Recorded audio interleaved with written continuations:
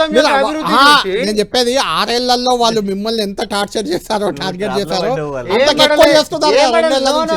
ఏం మొత్తం కేసులే కదండి. అదే కాదు, ఆయన లాజిక్ కి సెట్ కాలేదని చెప్పాను నేను. మొన్న చూసా కేతన్పల్లి మున్సిపల్ ప్రచార సభలో వాళ్ళ ఎమ్మెల్యే, మాజీ ఎమ్మెల్యే బాల్క సుమన్ తెలంగాణ ఉద్యమంలో పడ్డ బాధల కంటే ఈ 2 ఏళ్లలో ఎక్కువ బాధలు పడుతున్నావన్నా, నువ్వు హోమ్ మినిస్టర్ అయి మమ్మల్ని కాపాడన్నా అని హరీష్ అడిగిండట ఆయన.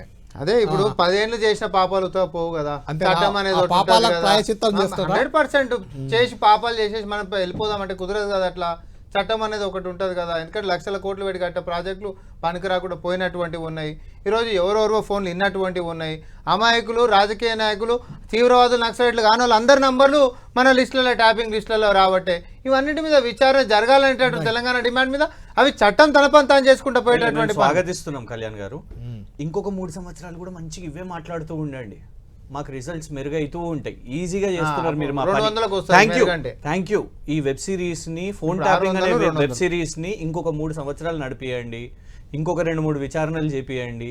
కాళేశ్వరం సిబిఐ కాకపోతే FBI కూడా ఇవ్వండి. అందరినీ పిలుచుకొని రండి. ఇవే టైం పాస్ చేసుకోండి. ఎఫ్బిఐకి ఇవ్వండి. రేవంత్ రెడ్డి గారు నిన్న కామెంట్ చేశారు. అది భూతుపిత గారి రేంజ్, డొనాల్డ్ ట్రంప్ గారు అడిగితే, కిషన్ రెడ్డి గారు అడిగితే ఫోన్ ట్యాపింగ్ కూడా ఇస్తాం సిబిఐకి అన్ని ఇస్తారు. ఎందుకు ఇప్పుడు ఏమైతుంది ఇక్కడ రాజకీయంగా ఏంది అని అంటే, వాళ్ళు విచారణ చేపట్టరు అనుకోండి, అగో చూసిర్రా బీజేపీ ఒకటే అందుకే చేస్తారు, క్లీన్ చిట్ ఇచ్చినా ఇద్దరు ఒకటే అంటారు. అంతే. లోపల ఆ కేసులో పస లేదు. ఈవెన్ మొన్నటి ఎన్నికల్లో రామ్మోహన్ గారు, రేవంత్ రెడ్డి గారితో ఒకటి నాకు ఇంట్రెస్టింగ్ అనిపించింది, అది మీరే చెప్పాలి. హరీష్ని, కేటీఆర్ని, కేసీఆర్ని అరెస్ట్ చేస్తేనే బీజేపీకి బీఆర్ఎస్కు పొత్తు లేనట్టు, లేకుంటే మీరిద్దరు ఒకటైనట్టే అనే కామెంట్, దాన్ని ఎలా చూడాలి? అది నిజమే కదా. ఇంతెందుకు ఇప్పుడు ఈరోజు ఫలితాలు వచ్చిన తర్వాత రేపు మాట్లాడుకుందాం ఎన్నిట్లో వీళ్ళిద్దరు కలిసి ఏర్పాటు చేస్తారు. ఇక వేరే ఎక్కువసేపు పట్టదు, 24 గంటలు కూడా పట్టదు కళ్యాణ్ గారు. రేపు మాట్లాడుకుంటాం మళ్ళీ మనం. మీరు చూడండి ఈరోజు కిషన్ రెడ్డి గారు ఎందుకంటారు, మీరు ఏమనుంటే మీరు ఏరి మేమైతే చేయలేమని ఎందుకంటుండు. సిబిఐకి ఇవ్వాలి 48 గంటల కేసీఆర్ని లోపడేస్తామని అన్న వ్యక్తి ఈరోజు మీరు కావాలంటే చేస్తారు, మేము అడ్డం రామనేటంటారు. మీరు కూడా ఎన్నికల ప్రచారంలో ఆడ చెంచల్గూడలో, చెర్లపల్లిలో ఒకటి బ్యారక్ రెడీగా చేస్తున్నాను రేవంత్ రెడ్డి. మరి మేము చేస్తుంటే విచారణ జరుగుతుంటే కాదు మీరు మర్చిపోవద్దు. పీసీ ఘోష్ కమిషన్ దగ్గరికి కేసీఆర్ గారిని విచారణ కోసం పిలిచిన రోజు ప్రతిపక్ష పార్టీ అయినటువంటి బీఆర్ఎస్ ఏమన్నది అని అంటే, ఇదంతా కక్ష రాజకీయాలు చేస్తుండ్రు అని చెప్పి వాళ్ళు కాదు. అరే ఒక్క నిమిషం, చేసినటువంటి పాపాలకు ఎవరైనా సమాధానం చెప్పాల్సిందే కదా. ఎవరైనా వాళ్ళ లెక్క ఎవరో డ్రోన్ ఎగిరేస్తే తీసుకొని పోయి తీవ్రవాద జైల్లో వేయలేదు కదా. మేము రాగానే 10 రోజులనో 15 రోజులనో కుటుంబాన్ని మొత్తం తీసుకొని అప్రజాస్వామ్యం మేము చేయలే. చేసినటువంటి పాపాలను చట్టం అనేది ఒకటి ఉంది, పారదర్శకంగానే విచారణ జరగాలని చెప్పి పీసీ ఘోష్ కమిషన్ చేసినాము. తర్వాత ఎన్డీఎస్ఏ రిపోర్ట్ మాదైతే కాదు కదా, లోపాలను ఎత్తి చూపించినటువంటి NDSA national dam safety authority ఒక బీజేపీ మేము కలిసి ఉన్నామంటారు. ఇప్పుడే అందుకని అంటున్నా ఎన్డీఎస్ఏ రిపోర్ట్ లో వచ్చినాక కూడా మేము పీసీ ఘోష్ కమిషన్ ఇక్కడ నుంచి మనం విచారణ చేపిస్తుంటే కూడా ఏం కాదు నేను చెప్తా. దాంట్లో నేను చెప్తా, ఎన్డీఎస్ఏ వచ్చింది, పీసీ ఘోష్ కమిషన్ రిపోర్ట్ వచ్చింది. అప్పుడు వీళ్ళేమో కక్షాపూరిత రాజకీయంతో కేసీఆర్ విచారణకు పిలిచిరని చెప్పన్నారు. కానీ బీజేపీ ఏమన్నది, ఇవి ఎక్కువ రోజుల ముందుకు పోనేవాదు, రేవంత్ రెడ్డికి ధైర్యమే లేదు, వీళ్ళు ములాఖత్ అయిపోతారు, ఆయన అరెస్ట్ చేయరు. మీకు దమ్ము ధైర్యం ఉంటే, గతంలో కేసీఆర్ ముఖ్యమంత్రి లేకున్నప్పుడు సిబిఐని రాష్ట్రంలోకి రానియలేదు, నీకు దమ్ము ఉంటే కేసీఆర్ నువ్వు ఒకటి కాకపోతే సిబిఐకి విచారణ మాకు ఇవ్వాలి, 48 గంటలలో అరెస్ట్ చేస్తామని బీజేపీ డిమాండ్ చేసింది. అప్పుడు మేమేమన్నాం, అవునా నిజంగానే మరి గతంలో అధికారంలో లేనప్పుడు సిబిఐని కేసీఆర్ అంటే రానియలేడు. బీజేపీ వాళ్ళు ఇన్ని రోజులు ఒకటి అని మనం కూడా అంటున్నాం కదా, ఒకటి కాదు నిరూపించుకున్నామని అంటారు కదా, చెలో తీసుకొని అసెంబ్లీలో రామ్మోహన్ గారు ఒక్క నిమిషం లైన్లో ఉండండి. కిషన్ గారు, రామ్మోహన్ గారు మనతో పాటు పిసిసి చీఫ్ మహేష్ కుమార్ గౌడ్ గారు మనకు లైవ్లో జాయిన్ అవుతున్నారు. మహేష్ కుమార్ గౌడ్ గారు గుడ్ ఈవినింగ్. నమస్కారం, హౌ ఆర్ యు? బాగున్నా, మీరు బాగున్నారా? ముందు మీకు అభినందనలు. పిసిసి చీఫ్ గా ప్రజల ఆశీర్వాదం ఇవాళ కాంగ్రెస్ పార్టీ 75% పైగా మున్సిపాలిటీ గెలుచుకుంటా ఉంది. రాష్ట్రంలో మేము అధికారంలోకి వచ్చినప్పుడు మాకు 63 సీట్లు మాత్రం ఇచ్చినారు. దాని తర్వాత పరంపరగా కంటిన్యూస్ గా మమ్మల్ని ఆశీర్వదిస్తూ వచ్చినారు. కంటోన్మెంట్, సికింద్రాబాద్ కంటోన్మెంట్ ఎన్నిక కానీ, మన జూబ్లీ సెలక్షన్ ఎన్నిక కానీ, మొన్న ఇటీవల జరిగిన సర్పంచ్ ఎన్నికలు కానీ ఇవాళ మున్సిపల్ ఎన్నికలు కానీ అన్నిట్లో కూడా 70 నుంచి 75% ప్రజలు ఓటేసి మమ్మల్ని ఆశీర్వదిస్తా ఉన్నారు. ఇంకా గట్టిగా ఉత్సాహంగా పనిచేసేటటువంటి అవకాశం మాకు కలుగజేస్తా ఉన్నారు. రేవంత్ రెడ్డి గారి నేతృత్వంలో కాంగ్రెస్ పార్టీ రాష్ట్రంలో ఇస్తున్నటువంటి సంక్షేమం గాని అభివృద్ధి గాని ప్రజలు రుచిగా ఆస్వాదిస్తున్నారని చెప్పడానికి ఈ ఎన్నిక నిదర్శనం. రైట్. మహేష్ కుమార్ గారు, సరే ఎన్నికల ఫలితాలు ఖచ్చితంగా మీకు అనుకూలంగా ఉన్నాయా అని ఎలాంటి సందేహం లేదు. కాకుంటే వార్డుల విషయంలో గతంలో మీకు ఎన్ని వచ్చాయో బీఆర్ఎస్ అధికారంలో ఉన్నప్పుడు వచ్చిన దానికంటే ఇప్పుడు ప్రతిపక్షంగా మాకు అంతకంటే ఎక్కువ వచ్చాయి, మేము బెటర్ పొజిషన్లో ఉన్నాం అని బీఆర్ఎస్ చెప్తుంది. దీనికి ఏం చెప్తారు? కారణం ఇవాళ ప్రజాస్వామ్యం ఈ రాష్ట్రంలో ప్రజ్వలిల్లుతా ఉంది. ఆనాడు నిర్బంధం ఉండింది, అందుకే మాకు తక్కువ సీట్లు వచ్చాయి. ఎన్నికల్లో సజావుగా పాల్గొనేయలే, హౌస్ అరెస్ట్ చేశారు, స్వేచ్ఛగా ఓటేనియలే. అవన్నీ కారణాల వల్ల ఆనాడు కొంత మాకు తక్కువ వచ్చి ఉంటాయి. ఇవాళ ప్రజాస్వామ్యం మీరు చూసారు, ఎన్నికల ప్రక్రియ మొత్తం 1-2 సంఘటనలు మినహా యావత్ రాష్ట్రంలో ఎన్నికలు ప్రశాంతంగా జరిగినాయి. ప్రతిపక్షాలు కూడా సమర్థవంతంగా ఉండాలని కోరుకునే వ్యక్తులు మేము. వారికి కూడా స్కోప్ ఉండాలని, వారు కూడా కొన్ని సీట్లు గెలవాలని ఆ దశగా ఎన్నికలు జరిగినాయి కాబట్టి వారికి కొంత స్కోప్ వచ్చింది. ఏదొచ్చినా బీజేపీ బీఆర్ఎస్ అన్ని పార్టీలు కలిస్తే కూడా 25% మించి లేవు. ఇలా 75% ఆఫ్ ది మున్సిపల్ ఎలక్షన్ జరిగిన దాంట్లో వార్డులు కానీ చైర్మన్లు కానీ కాంగ్రెస్ పార్టీకి వస్తా ఉన్నాయి. దానికి కారణం అభివృద్ధిని సంక్షేమాన్ని ప్రజలు ఆస్వాదిస్తా ఉన్నారు, రుచిగా ఆస్వాదిస్తారు కాబట్టి ఓట్ల రూపంలో వారి ప్రేమని మా మీద ఒలకబోస్తున్నారు. ఇది వాస్తవం. మహేష్ గారు, మీరు చెప్తుంది బాగుంది. కాకపోతే మొన్న వికారాబాద్లో ఒకే ఒక్క కౌన్సిలర్ ఆయన బీఆర్ఎస్ పార్టీ బీఫామ్ పై గెలిస్తే ఆయనకు స్వయంగా మీ స్పీకర్ కండువా కప్పారు. దాన్ని ఎలా చూడాలి? అంటే ఇప్పుడు కూడా కొంతమంది గెలిచారు, వీళ్ళని కూడా మీరు ఆహ్వానిస్తారా, కాంగ్రెస్ లోకి చేర్చుకుంటారా? నేను అది ఆ సంఘటన చూడలేదు, స్పీకర్ గారు కప్పడానికి లేదు. అది ఏ రకంగా జరిగిందో సంఘటన అది నేను ఆరాధిస్తాను, నేను తెలుసుకుంటాను. ఒకటి మాత్రం వాస్తవం, కొంత అక్కడక్కడ గెలిచినటువంటి బీఆర్ఎస్ బీజేపీ మేమేదో మా వరకు అనుకుంటే పొరపాటు, కొంత మా దగ్గర సమన్వయ లోపం, కొంత రాంగ్ టికెటింగ్ వల్ల కూడా కొన్ని చోట్ల వారికి అవకాశం వచ్చింది. దాని అర్థం కాంగ్రెస్ పార్టీ మీద ప్రేమ తగ్గి వాళ్ళకు ఓటేసినట్టు కాదు. పరిపూర్ణంగా ఈ రోజు కాంగ్రెస్ పాలన పట్ల ప్రజలు సంతోషంగా ఉన్నారు. ఆ దాని కారణంగా 8 సీట్లు మేము గెలుస్తా ఉన్నాము. ఇంకా కార్పొరేషన్లు కొంత నిజామాబాద్ కరీంనగర్ లో కొంత బీజేపీ కొన్ని సీట్లు వచ్చే అవకాశం ఉంది. దాని కారణం సరైన టైంలో వారు 2-3 రోజుల ముందు మతాలని ఇద్దరు మతాల మధ్య విద్వేషం రెచ్చగొట్టి దాన్ని రంగరించేసుకొని కొంత లబ్ధి పొందే ప్రయత్నం చేసినారు. సరే, టెంపరీగా వారు కొన్ని సీట్లు వస్తే వస్తుండొచ్చు కానీ బట్ లాంగ్ రన్ లో ఇది మంచిది కాదు. మతము దేవుడు అనేవారు అందరికి సమానమే. దేవుడి పేరిట మతాల పేరిట ఓట్లు అడిగే ప్రక్రియ ఏదైతే ఉందో ఈ రాష్ట్రం జరుగుతుందో అది మంచి పరిణామం కాదు మాత్రం చెప్పగలుగుతా. అంటే మీరు జూబ్లీస్ ఎన్నికల ప్రచారంలో కూడా మైనార్టీలు అంటే కాంగ్రెస్, కాంగ్రెస్ అంటే మైనార్టీలు, ఇలాంటి ప్రచారం మీరే కదా చేశారు? లేదు, చాలు. మైనార్టీలకి కాంగ్రెస్ పార్టీ లౌకికవాద పార్టీ. మాకు అన్ని పార్టీలు సమానమే. అన్ని పార్టీలు సమానమే. కాకపోతే ఆ రోజు అన్న మాటని కొంత వక్రీకరించినారు. వాస్తవం అది కాదు. మైనార్టీ కాంగ్రెస్ పార్టీ అండగా ఉంటదని దాని అర్థం మేము ఆ పార్టీని ఆ వర్గాన్ని ఒకదాన్ని ఓన్ చేసుకుంటామని కాదు. కాంగ్రెస్ పార్టీకి అందరు సమానలే. ప్రాంతాలకు అతీతంగా, కులాలకు అతీతంగా, మతాలకు అతీతంగా అభివృద్ధి ధ్యేయంగా పనిచేసే పార్టీ కాంగ్రెస్ పార్టీ. ఆ దశగా ముఖ్యమంత్రి గారు మాట్లాడినారు. ఏ వర్గాన్ని వెనకేసుకురావో ఏ రకాన్ని తగ్గ చేయడం కాంగ్రెస్ పార్టీ సిద్ధాంతం కాదు. మహేష్ గారు, దాదాపు 10-15 మున్సిపాలిటీల్లో కొంచెం హంగ్ వచ్చే అవకాశం కనిపిస్తుంది. అదేవిధంగా నిజామాబాద్లో కూడా ఎంఐఎం సహకారం మీకు అవసరం అయ్యేలా కనిపిస్తుంది. అక్కడ ఏం చేయబోతుంది కాంగ్రెస్ పార్టీ? అంటే వేరే వాళ్ళు వస్తే కలుపుకుంటారా, లేకుంటే న్యూట్రల్ గా ఉంటారా, ఎంఐఎం మద్దతు తీసుకుంటారా, తీసుకోరా? చూద్దాం. ఇప్పుడు పరిస్థితి ఏంటంటే యాక్చువల్ ఎన్నికలకు ముందు ఎప్పుడు పొత్తులు పెట్టుకున్నాం, బాగా పెట్టుకున్నాం. గతంలో టీడీపీ తోనా టీఆర్ఎస్ తోనేనా. ఎన్నికల ముందు మాకు పొత్తుందల్లా మేము స్థానిక నాయకత్వానికే స్వేచ్ఛనిచ్చాం. కొన్ని చోట్ల సిపిఐతో, కొన్ని చోట్ల సిపిఎం తో. జనగాం, నల్గొండలో సిపిఎం కూడా సీట్ ఇచ్చినారు. నిజామాబాద్ టీజేఎస్ కోదండరాం గారి పార్టీకి సీట్ ఇచ్చినాం. బట్ ఎక్కడ మేము ఎంఐఎం తో గానీ బీఆర్ఎస్ గానీ వీటితో పొత్తులు లేవు. బట్ నిజామాబాద్ రేపు ఉద్భవించే పరిస్థితుల దృష్ట్యా మేము మా సీనియర్ కాంగ్రెస్ నాయకులు ముఖ్యమంత్రి గారితో పిఎస్ సభ్యులతో మాట్లాడుకుని ఒక నిర్ణయం తీసుకుంటాం. ఎన్నికల తర్వాత మీరే కదా, మీ నిర్ణయం ఉంటుంది కదా కీలకంగా. అధ్యక్షుడు మాకు ఒక పొలిటికల్ అఫైర్స్ కమిటీ ఉంటుంది. దాంట్లో ముఖ్యమంత్రి గారు, మా మీనాక్షి నటరాజన్ గారు, సీనియర్ నాయకులు అందరూ ఉంటారు. బట్టి గారు ఉంటారు, ఉత్తమ్ గారు ఉంటారు, చాలా మంది సీనియర్లు ఉంటారు. వారందరితో సంప్రదించి ఎన్నికలైన తర్వాత కొత్త విషయంలో నిర్ణయం తీసుకుంటే సమిష్టి నిర్ణయం తీసుకుంటాం. కాంగ్రెస్ పార్టీ ఏది తీసుకున్నా ఒకరి నిర్ణయం ఉండదు, సమిష్టి నిర్ణయం ఉంటుంది. అంటే మహేష్ గారు ఇప్పుడు సిపిఐతో ఈ ఎన్నికల్లో సిపిఐతో మీ పొత్తు వికటించింది, సిపిఐ మీకు ఎక్కడ సపోర్ట్ చేయలేదు. ముఖ్యంగా కొత్తగూడెం కేతన్పల్లి అయితే బీఆర్ఎస్ గెలిచింది సిపిఐ పొత్తుతో అక్కడ. అది మీ మంత్రి వివేక్ నియోజకవర్గం. అది ఇక్కడ చూస్తే మన వాకిటి శ్రీహర్ నియోజకవర్గంలో కూడా కొంత వెనుకబడింది. ఒక అక్కడ ఒక సంఘటన జరిగి కొంత రాంగ్ ట్రాక్ లో పోయింది. దురదృష్టకరం ఆ సంఘటన జరగడం. బట్ ఏదైనా మీరు ఓవరాల్ గా చూసుకుంటే ప్రజలు కాంగ్రెస్ పార్టీకి కట్టం కట్టారు. 75% ఆశామాచి కాదు. ఏ ఇతర రాష్ట్రంలో ఎంత పెద్ద మ్యాండేట్ అధికార పార్టీకి రావడం అనేది గతంలో 90% వచ్చింది కదా బీఆర్ఎస్ కి. గతంలో 2020లో 90% బీఆర్ఎస్. చెప్పాను ఆ రోజున్న పరిస్థితులు మీకు చెప్పాను. ఆ రోజులో మేమందరం కూడా ఔదరస్ లో ఉన్నాం. ఈ ఎన్నికల్లో ఎవరైనా ఔదరస్ అయ్యారా? అవును, కరెక్ట్. అసలు స్వేచ్ఛగా ఎన్నికలు జరగనీయలేదు.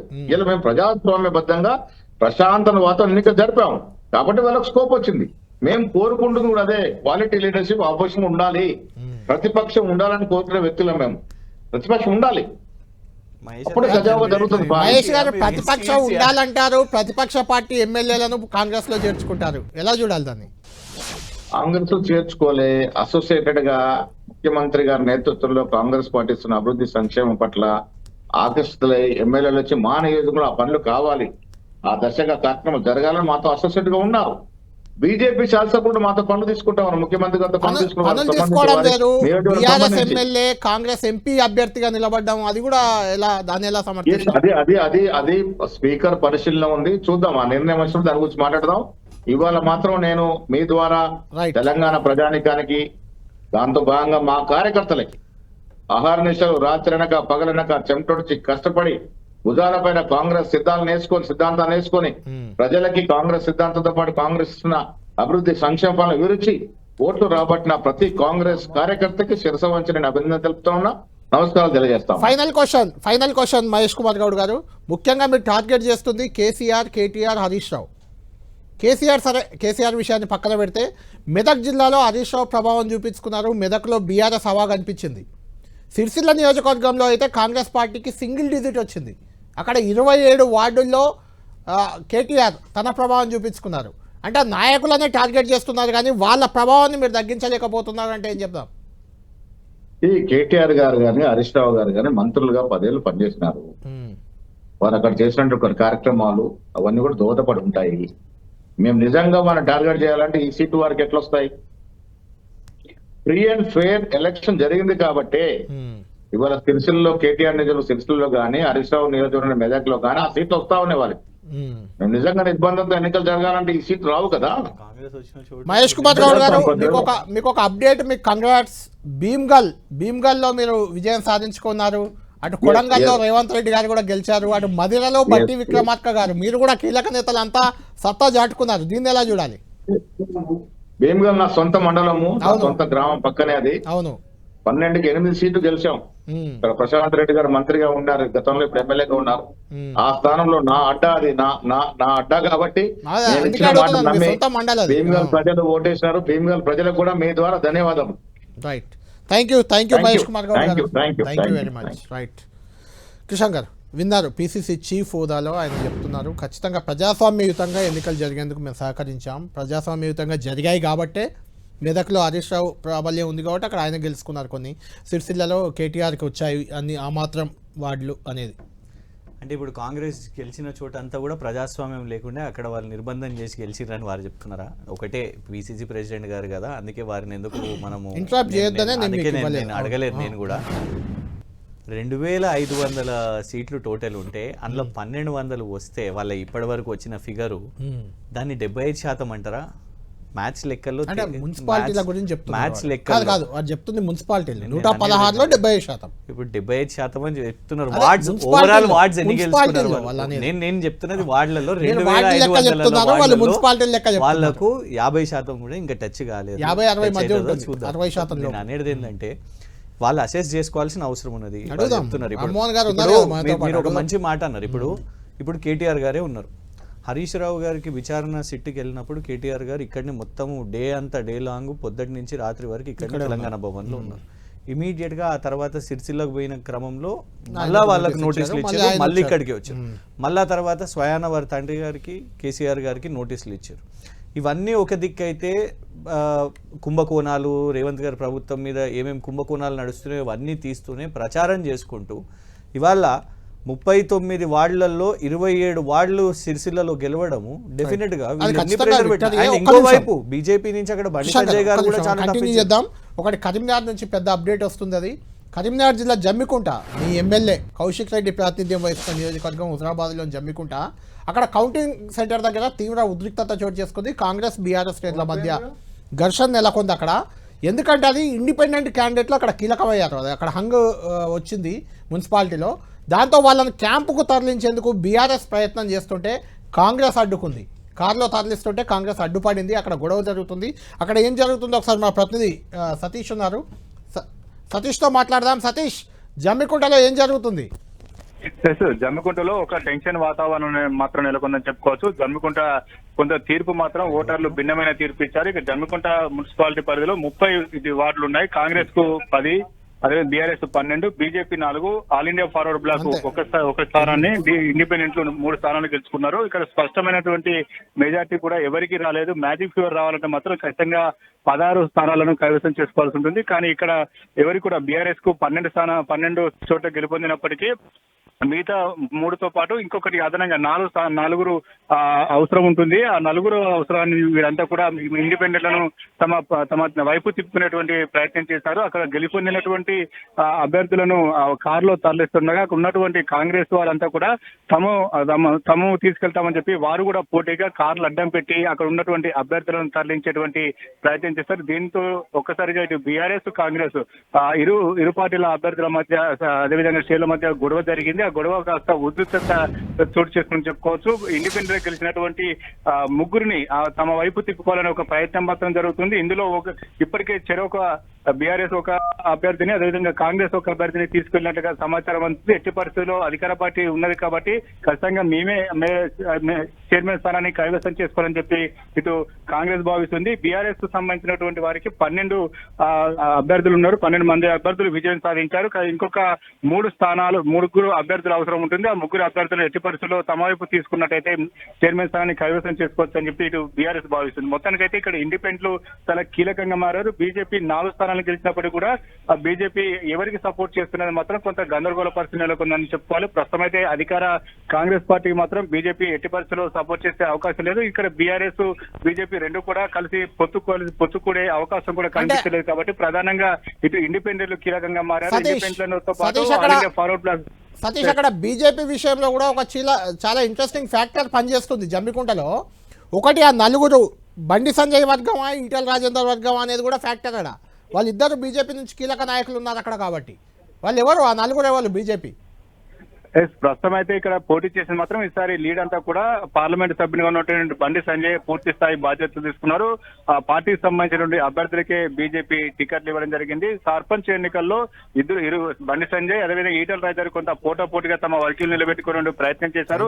అక్కడ కొంత హైకమాండ్ దృష్టికి వెళ్లిన నేపథ్యంలో ఈసారి ఈటెల రాజేందర్ తన వర్గాలు కావచ్చు అక్కడ ఇన్వాల్వ్ కాకుండా కేవలం బండి సంజయ్ సంబంధించినటువంటి బీజేపీ సంబంధించినటువంటి అభ్యర్థులు మాత్రమే అక్కడ బరిలో నిలిపారు. ప్రస్తుతం అయితే గెలిచిన వారంతా కూడా ఇటు బండి సంజయ్ వర్గీయులు అని చెప్పుకోవచ్చు. కాకపోతే ఈటెల మద్దతుతో కొంత ఇండిపెండెంట్ గా నిలబడినట్టుగా ప్రచారం జరుగుతుంది. అయితే ప్రస్తుతం గెలిచిన వారు ఈటెల రాజేందర్ చెప్పినట్లుగా వింటారా, లేకపోతే బండి సంజయ్ బీజేపీతో కలిసి వస్తారా ఇండిపెండెంట్ అనేది మాత్రం ఇది కూడా కొంత గందరగోళం మాత్రం నెలకొందని చెప్పుకోవచ్చు. ప్రస్తుతం అయితే ఇక్కడ బీఆర్ఎస్ ఎక్కువ మంది అభ్యర్థులు గెలిచారు. 12 మంది అభ్యర్థులు గెలవడం జరిగింది. ఇటు కాంగ్రెస్ 10 మంది అభ్యర్థులు గెలిచారు. అయినప్పటికీ కూడా మెజార్టీ ఏదైతే మ్యాజిక్ ఫిగర్ ఉందో మ్యాజిక్ ఫిగర్ మాత్రం రాలేదు. దీనికోసం ఇరు పార్టీలు కూడా గొడవ పడుతున్న పరిస్థితి. ఇండిపెండెంట్లు కీలకంగా మారడంతో వారిని తమ క్యాంపులకు బలవంతంగా తరలించుకుని వెళ్లేటువంటి ప్రయత్నం చేస్తున్నారు. ఇటు బీఆర్ఎస్ సంబంధించినటువంటి అభ్యర్థులను కాంగ్రెస్ వారు కావచ్చు, కాంగ్రెస్ సంబంధించి గెలుపొందిన వారిని బీఆర్ఎస్ కావచ్చు,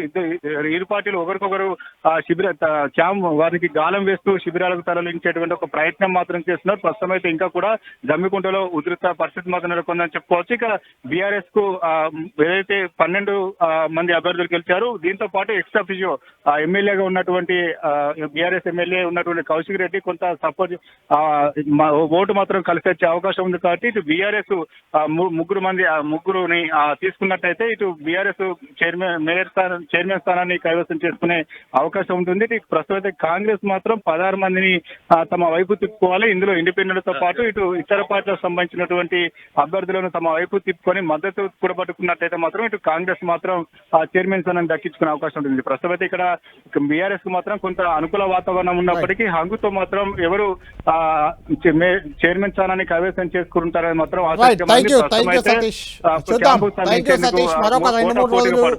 మరొక 2-3 రోజులు ఇదే రకమైన వాతావరణం. 16వ తేదీ ఉండబోతుంది చైర్మన్ వైస్ చైర్మన్ ఎన్నిక, మేయర్ డిప్యూటీ మేయర్ ఎన్నిక కూడా. అప్పటి వరకు ఇలాంటి వాతావరణమే కనిపించే అవకాశం ఉంది.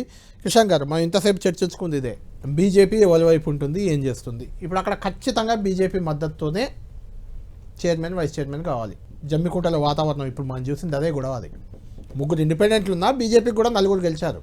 వాళ్ళు ఎవరికి మద్దతు ఇస్తే వాళ్ళే అక్కడ చైర్మన్. ఇప్పుడు ప్రస్తుతం అయితే ఇండిపెండెంట్లు అయితే మా వైపే ఉన్నారు కదా, ఇటొకరు వెళ్ళారు. ఇప్పుడు మీరు అక్కడ గమనిస్తుంటే మీరు తీసుకెళ్లే వాళ్ళని కాంగ్రెస్ అడ్డుకుంటున్నారు.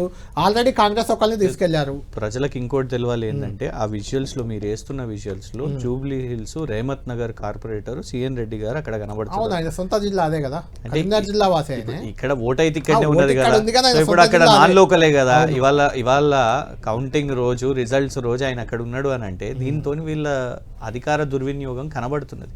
రేపు ఇవే ప్రయత్నం చేస్తారు. ఇవాళ పిసిసి ప్రెసిడెంట్ గారే ఇప్పుడు వచ్చి పాపం సోదరులు రామ్మోహన్ గారు ఇప్పటిదాకా ఎంఐఎం మీద యుద్ధమే చేశారు. ఎంఐఎం అవసరమే లేదు, అది బి టీం గీ టీం అన్ని తిట్టారు. పిసిసి ప్రెసిడెంట్ గారు వచ్చి మొత్తం నీళ్లు చల్లారు. ఇప్పుడు కాంగ్రెస్ మద్దతు పెట్టుకోవాల్సిన అవసరం. ఇప్పుడు పిసిసి ప్రెసిడెంట్ గారు అన్నాక ఇప్పుడు నేనైతే ప్రెసిడెంట్ కాదు కదా, మా వర్కింగ్ ప్రెసిడెంట్ గారు ఏం నిర్ణయం తీసుకున్నారు, అక్కడ స్థానిక పరిస్థితులు ఎట్లుంటాయి. కొద్దిగా బ్లాంకెట్గా మనం మాట్లాడొద్దు. గతంలో కాంగ్రెస్ బీజేపీ కూడా మణికొండ మున్సిపాలిటీలో చేసింది, మొన్న మహారాష్ట్రలో కూడా చేసింది. సో లోకల్ పరిస్థితులు వేరే ఉంటాయి. Let us grow beyond it. నేను అనేది ఏంటంటే పదే ఇటు కాంగ్రెస్ వాళ్ళు కూడా బీఆర్ఎస్ బీజేపీ ఒకటి, ఆ బీజేపీ వాళ్ళు కూడా కాంగ్రెస్ బీఆర్ఎస్ ఒకటి. బీఆర్ఎస్ సింగిల్గా మేము కొట్లాడిన నంబర్స్ మీకు ఇవాళ స్క్రీన్ మీద కనబడుతున్నాయి. దమ్ముంటే డైరెక్ట్గా ఇట్లా ఫేస్ చేయండి, ఇది బంద్ చేయండి. ఇది బీఆర్ఎస్ బీజేపీ అనేది బంద్ చేయండి. మేము 10 సంవత్సరాలు సింగిల్గా అధికారంలో ఉన్నాం. రైట్ రామ్మోహన్ గారు, అంటే ఒకటి కిషాన్ చెప్పింది సింగిల్గానే పోటీ చేసిన వాళ్ళు ఇప్పటి వరకు. మీరు మాత్రం జనసమితి, సిపిఐ, సిపిఎం గతంలో, ఎంఐఎం వెనక లోపాయికారిగా, టీడీపీ అక్కడక్కడ ఖమ్మంలో అయితే టీడీపీ కూడా జెండాలు కనిపించాయి. ఇంతమందిని కలుపుకొని చేస్తే మీకు అది వచ్చింది, మాకు ఇది వచ్చింది, మేమే గ్రేట్ అనే రకంగా చెప్తున్నారు కిషాన్ గారు. ఇప్పుడు బీఆర్ఎస్ వాళ్ళు సిపిఐలు కొన్ని జాగాలలో కలిసి లేవా, లేకపోతే బీఆర్ఎస్ వాళ్ళు ఇంకో పార్టీ కలిసి లేదా, బీఆర్ఎస్ బీజేపీ కలిసి లేదా? ఒకరిని ఆపాదించి మాట్లాడడం ఎంతవరకు కరెక్ట్? అది ఇప్పుడు మేము సింగిల్ గానే చేస్తున్నాం అంటే మేము అదే చెప్తున్నాం. బయటికి సింగిల్ గానే కనిపిస్తారు మీరు, ఎప్పుడు వెనకాలనే డ్యూయల్ రోల్ ఉంటుంది మీకు. హెడ్స్ ఒకటే చూస్తే ఎట్లా, టైల్స్ కూడా ఉంటుంది కదా, సేమ్ కాయిన్ అని అంటారు. అందుకనే ఒకటే కాయిన్ మీద ఉన్న హెడ్స్ అండ్ టైల్సే బీజేపీ బీఆర్ఎస్లు, మొత్తం కాయిన్ ఒకటే ఉంటుంది అది. సో ఇందాక మళ్ళీ కూడా నేను అదే మాట మీద నిలబడుతున్నా. ఎంఐఎం విషయం వచ్చినప్పుడు అది రిజల్ట్ రానిరి, దాని తర్వాత మాట్లాడతానన్న తప్ప మేము ఉండము అనేటటువంటి అంశాలతో నేను అనలే. ఎందుకంటే బియాండ్ ఎందుకంటే నేను నా పరిస్థితి కాదా, మనము 100% నేను మళ్ళీ కూడా చెప్పాలి, మీరు ఉండము అని చెప్పాలి. నేను మళ్ళీ కూడా అదే మీరు ఉండము అని చెప్పాలి. బీజేపీ బీ టీం అని నమ్మితే ఇప్పుడు ఒకటి అంటున్నా, బీజేపీ అయితే అసలు మేము బీజేపీకి సంబంధమే లేదని చెప్పి బీఆర్ఎస్ పార్టీ అంటుంది కదా. కానీ స్థానిక ఈక్వేషన్ బట్టి మనం బియాండ్ గా గ్రో చేసి మాట్లాడాలని ఎట్లా అంటారంటే మరి వాట్ ఈస్ దిస్? అదే అది కూడా సేమ్. నీకు స్థానికంగా ఉండేటటువంటి అడాప్టింగ్ యువర్ ఆన్సర్. ఎస్, నువ్వేంటున్నావు ఇప్పుడు స్థానికంగా చాలా ఈక్వేషన్స్ మారుతుంటాయి, దాని తగ్గట్టు అటు ఇటుగా ఉంటాయి అని అంటున్నావు. నేనేమన్నా బీజేపీకి బీ టీం లెక్కనే ఎంఐఎం రాష్ట్ర వ్యాప్తంగా పోటీ చేసింది, తద్వారా మైనారిటీ ఓట్లని కాంగ్రెస్ నుంచి చీలిస్తే కాంగ్రెస్కి తగ్గి మిగతా పార్టీకి లాభం కావాలనేటటువంటి ఉద్దేశంతో చేసింది. జూబ్లీస్లో కూడా కాంగ్రెస్కి మద్దతు ఇవ్వలే, క్యాండిడేట్ వాళ్ళ ఫాదర్ వాళ్ళకి దగ్గర మనిషి కాబట్టి మేము పోటీలో నిలబడతలేం అనేటటువంటి అంశం మాత్రమే నుంచి పోటీ చేస్తాడు కదా. అవును, అది ఉంది కాబట్టి, అది గతంలో ఉంది కాబట్టి. అట్లా తీసుకుంటే ఇప్పుడు కాంగ్రెస్ లో ఉన్న వాళ్ళు మొత్తం బీఆర్ఎస్ లో ఉన్న వాళ్ళు లేరా అండి? కేసీఆర్ గారితో పాటు అట్లా చూసుకుంటే కేసీఆర్ గారితో పాటు అది కాదు కదా. మనకి ఇప్పుడు ప్రాతిపదికన ఏం తీసుకుందాం, స్థానిక ఎన్నికలలో ఏ పార్టీ ఎవరితో అంటే నిజంగానే లోకల్ ఈక్వేషన్స్ తోటి ఉన్నాయని మనం అనుకుందాం.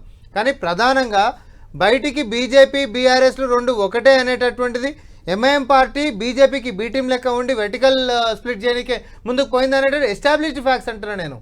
కేవలము నిజామాబాద్ ఒకటి వస్తుందా అందులో ఉంటే రేపు పొద్దున కలుస్తారా అనేది సింగిల్ అంశం. కానీ నేను రాష్ట్ర వ్యాప్తంగా ఉంటున్నటువంటి ఒక పొలిటికల్ ఏముంది ఆడ అంటే పాలిటిక్స్ ఏం నడుస్తున్నాయంటే అరే బీజేపీ బీఆర్ఎస్ కలిసే ఉన్నాయి ములాఖాత్లో, ఎంఐఎం ఏమో బీజేపీకి మద్దతుగా బీటీఎంఐ పోటీ చేసింది అనేది ఎస్టాబ్లిష్డ్ ఫ్యాక్ట్ అంటున్నాను, అంతకుమించి ఏమంటలేను. ఇవి మీరు ఎన్ని రాజకీయాలు చేసినా ఎన్ని ఈక్వేషన్స్ వర్కౌట్ చేసినా మేము ప్రజల యొక్క మ్యాండేట్ మా ప్రభుత్వం మీద మా నాయకత్వం మీద ముఖ్యమంత్రి రేవంత్ రెడ్డి గారికి బయలుదేరే ముందు వేరే ఛానల్ బయలుదేరే ముందు ఇప్పుడు మమ్మల్ని అన్నారు మేము సిబిఐకి ఇచ్చినాం ఎందుకు విచారణ చేస్తలేరు కేసీఆర్ గారిని కాపాడుతున్నారు అనేది. మమ్మల్ని వదిలేయండి, నరేంద్ర మోదీ గారు ఆర్ఆర్ ట్యాక్స్ నడుస్తుంది ఇక్కడ అని అన్నారు నంబర్ 1. ఈటల రాజేందర్ గారు నంబర్ 2 ఒక మంత్రి గారి సతీమణి ఏకంగా పెట్టేసి కమిషన్లు తీసుకుంటున్నది అని అన్నారు నంబర్ 2.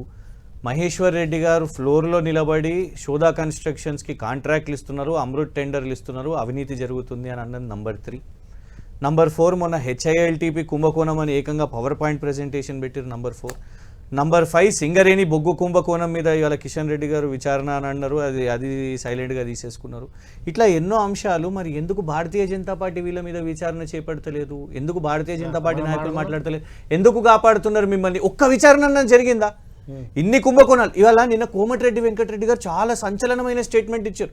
నేను 30,000 కోట్ల కుంభకోణాన్ని నేను కాపాడినను, నేను చేయబట్టే అది ఆగింది. పాత్రదారులు సూత్రధారులు ఎవరు? 30,000 కోట్లు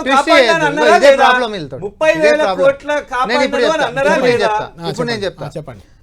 ఇప్పుడు ఇన్ని ఆరోపణలు number 1 number 2 number 3 number 4 number 5 అని అన్నారు కదా, ఇందులో ఏ ఒక్క దాంట్లో నిజం ఉందా? ఉదాహరణ మనం మాట్లాడుకుందాం. హెచ్ఐఎల్టీపీ అసెంబ్లీలో చర్చ పెట్టిన రోజు ఎక్కడ పోయారండి ప్రతిపక్షం? బాయ్కాట్, అబ్సెంట్, అబ్స్టైన్, ఇంతే. మన రియాలిటీ ఏంది అని అంటే జనాల ముందుకు వచ్చి బట్టగాల్చి మీదేయాలి, ఆధారం ఉంటే కదా. ఇప్పుడు number 1 number 2 number 3 number 4 number 5 Kaleshwaram విచారణ కూలిపోయింది, కళ్ళ ముంగట సాక్ష్యంగా నిలబడ్డది. కానీ హెచ్ఐఎల్టీపీ పాలసీల ప్రభుత్వం భూమిని మొత్తం అమ్ముకునేటటువంటి కుట్ర చేస్తారని చెప్పి మాట్లాడినప్పుడు సింగరేణి కూడా చెప్పిన 2018 నుంచే ఫీల్డ్ విజిట్ అనేటటువంటి నిబంధన ఉందని అప్పుడు రద్దు చేయాల్సిన అవసరం ఏంటి? ఏది సింగరేణి? ఇంకా పారదర్శకత కోసం మేము సిద్ధంగా ఉన్నాం అండి. తప్పే లేనప్పుడు పారదర్శకత అనుమానం, నేను చెప్తున్నా, అనుమానం వచ్చింది అని అంటే కూడా మేము దాన్ని క్యాన్సిల్ చేసి మీరు అందరూ వచ్చి చూడండి. వాళ్ళకి అన్ని అనుమానాలు ఉన్నాయి, విచారణ చేయమంటున్నారు. అన్ని అనుమానాలు ఉన్నాయి, విచారణ చేయమంటున్నారు. ఆధారం లేకుండా మాట్లాడితే విచారణ ఉండదు. కూలిన కాలేజ్ ఉంది కాబట్టి ఫార్ములా ఇలా పైసలు బయట చేసాము కాబట్టి ఒకటి కళ్యాణ్ గారు, నేను చాలా సింపుల్ గా స్ట్రైట్ గా చెప్తున్నా. జస్ట్ మనం బట్టగాల్చి మీదేసేసి విచారణ చేయండి అని అంటే కుదరదు. వెనకటి కూడా ఇట్లనే ఒకరు వచ్చేసేసి ఏదో రాజకీయ నాయకుల మధ్యలో అధికారుల మధ్యలో అడగోలుగా మాట్లాడేసేసి విచారణ చేయమని అడిగిండు. ప్రతి ఒక్కడు వచ్చేసి విచారణ చేయమంటే చేయనీకి ఉండదు. అర్థవంతంగా ఉండాలి, ఆధారాలతో చేయాలనుకుంటే చేస్తారు. ఇప్పుడు ఇంకొక ఎగ్జాంపుల్ చెప్తా. హెచ్సియు మీద 400 ఎకరాల మీద కుంభకోణం జరిపోయింది, 10,000 కోట్లు ఐసిఐసిఐ బ్యాంక్ ఆల్రెడీ ఇచ్చేసేసిందని చెప్పిండ్రు. ఐసిఐసిఐ బ్యాంక్ తర్వాత లెటర్ ఏమని ఇచ్చిందండి అధికారికంగా? అసలు కేటీఆర్ గారు మా పేరు ఎందుకు తీసుకొని రాజకీయంలో చేస్తారు, మేము దీంట్లో 10,000 కోట్ల రూపాయలు ఎవరికి ఇచ్చింది లేదని క్లారిటీ రిటర్న్ గా ఐసిఐసిఐ బ్యాంక్ లెటర్ ఇచ్చింది. అంటే నిరాధారంగా బట్టగాల్చి మీదేసి బయటపడదామంటే రిజల్ట్ ఇట్లనే వస్తుంది మీ పార్టీ. ఇప్పుడు మీరు చెప్పినన్ని నిజమైన ఉంటే కళ్యాణ్ గారు, వీళ్ళు చెప్పినన్ని నిజమైన ఉంటే ప్రజల మ్యాండేట్ నుంచి ఎవరు తప్పించుకోరు. ఈ రోజు ఏమైంది? రైట్ చెప్పండి. ఈ రోజు ఏమైనా మాకు ఏమైనా సున్నా వచ్చిందా? మీ పరిస్థితి 50%, 50%. అధికారంలో ఉండి కూడా మీకు వస్తలేదు. మీకు అధికారంలో ఉండి కూడా మీరు వచ్చే పరిస్థితి లేదు. అనేది ఏంటంటే మీరు 75%, 80%, 90% అని చెప్పుకున్న వాళ్ళు ఇవన్నీ నేనే రాజు. ఒక నిమిషం సరే మీరే మాట్లాడండి, మధ్యలో మళ్ళీ ఎందుకు? నేనే కదా మాట్లాడాను. ఎంత పర్సెంటేజ్ వచ్చినట్టు కాదు మేము చెప్పినట్టు. సేమ్ మున్సిపల్ కార్పొరేషన్లు కూడా చెప్పినాం మేము 100% వస్తున్నాయి. మీకు వస్తున్నాయి. కళ్యాణ్ గారు 2500లో ఇప్పుడు ఇగోండి ఎంత వచ్చింది వాళ్ళకు 2500లో 1300. ఎవరు చిన్నపిల్లలను మ్యాథ్స్ చేయమని చెప్పినా వాళ్ళు చెప్తారు 50% ఎబో వచ్చింది. మరి అక్కడనే అర్థమైపోతున్నది కదా. మున్సిపాలిటీ మిగతా కార్పొరేషన్లు 50 నేను అనేది ఏంటంటే ఓటు పోయి ప్రతి రైట్ వార్డులే మున్సిపాలిటీలుగా ఫామ్ అవుతాయి కదా. అట్లా ఉండదు పాపం. వార్డులే నిజంగా మున్సిపాలిటీలుగా చెప్పాలి. ఫామ్ అవుతాయి Thank you, కదా. thank you. అధికారంలో ఒకటి, కావాలంటే ఒకటి, 50% ఒకటి. దాచి ఓట్లు కూడా రావు. ఈడ మాకు వచ్చినాయి నేను ఇంకా ఒకటే ఇంకా. పాయింట్ అడిగిన మీకు వచ్చిన దానికి ఇన్ని గతంలో చూపెట్టారు 2 సార్లు కదా. అధికారంలోకి వచ్చిండ్రు. మా మీద ఈడీ, ఐటీ, సిబిఐ, ఏసీబీ అన్ని పెట్టారు. మీ దగ్గరకు వచ్చేసరికి అవి ఉత్తి ఆరోపణలు. ఏం సార్, ఉప ముఖ్యమంత్రి గారి మీద ఒక ఛానల్ మీద పడితే అది ముఖ్యమంత్రి గారి ఫేవరెట్ ఛానల్ నా మీద నడుస్తుంది అని అన్నారు. దాని మీద విచారణ లేదు. ఒక మంత్రి గారి ఇంటికి టాస్క్ ఫోర్స్ పోలీసు రోడ్డు మీద పడ్డ పరిస్థితి, మీ పంపకాల పంచాయతీ రోడ్డు మీద ఇజ్జత్ పోయింది కదా. ఇప్పుడు చర్చ కాదు. వీటి మీద విచారణ లేవు. అవన్నీ mandate Thank you, ఇదే. thank you, లేవు. ప్రశాంత్ అవన్నీ గారు. Thank you. నిరాధారమైన ఇంకో 3 సంవత్సరాలు ఇదే ఆరోపణలు తమాషా చేసి నడిపియండి మీరు. మీరు ఇదే చేయండి, మాకు కూడా ఇదే కావాలా. Thank you. మొత్తానికి ఇప్పుడిప్పుడే ఎన్నికల ఫలితాలు పూర్తి స్థాయిలో వెలువడే అవకాశం, మరో గంటలో క్లారిటీ వచ్చే అవకాశం ఉంది. మున్సిపాలిటీల్లో, కార్పొరేషన్లలో మాత్రం కొంత టైం తీసుకునే అవకాశం ఉంది.